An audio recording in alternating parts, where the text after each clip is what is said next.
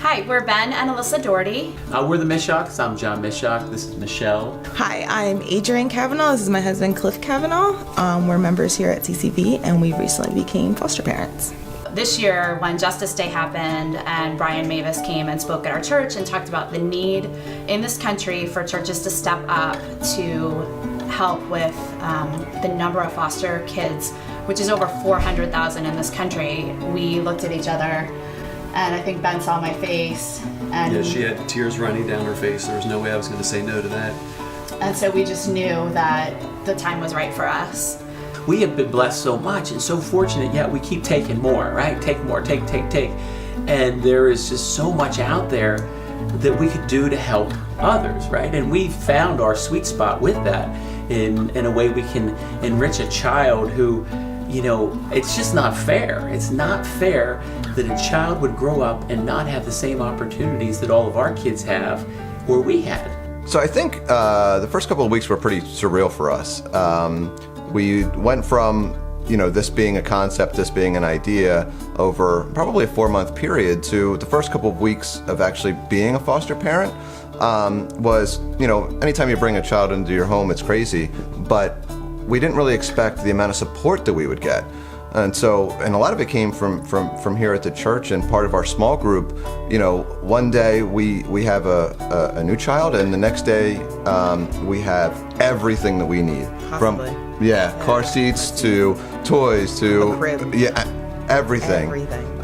It was pretty wild. I mean, and I know we're very fortunate and blessed to have a community like this to make this very impactful thing on our lives so much easier and feel like we have the support of an entire community behind us. It really made the future seem a lot more possible. What we didn't know is that within a day we were going to totally be attached to this little girl. You get the call in the morning and it's like, oh my goodness, almost like being a pregnant mom and your water breaks or something like that. I'm like, we got the call, I have to go pick her up. We don't really know much information, which was great.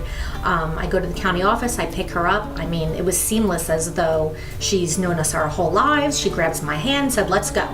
And she was happy to go. I was prepared with snacks and toys and thinking, how am I gonna try to get a little communication going with her so she feels comfortable with me, and she's like, where's your car? I'm ready to go. The need for a child's attachment is so much more important than our need to protect ourselves from that attachment. And so that's our priority. It will absolutely, her needs, which is forming that bond and attachment with a family, will always trump how difficult that will be for us when we would need to say goodbye. It has completely grown, at least for me, my faith, where because I have zero control in this, and I'm not able to control anything, so I essentially have to just be a vessel and just say to God, just give it up. Listen, I'm going to do what I need to do to keep this child happy and safe and cared for. Yeah. I'm giving this to you to make sure that, he's going to continue on in that journey, and that this is what I'm supposed to be doing. So having faith is big. Yeah. And so that's definitely grown my faith, and I find that to be really special. Since taking a foster child into our home, seeing our kids' eyes be opened to life outside of their little bubble and what they're experiencing in their world has been a beautiful thing.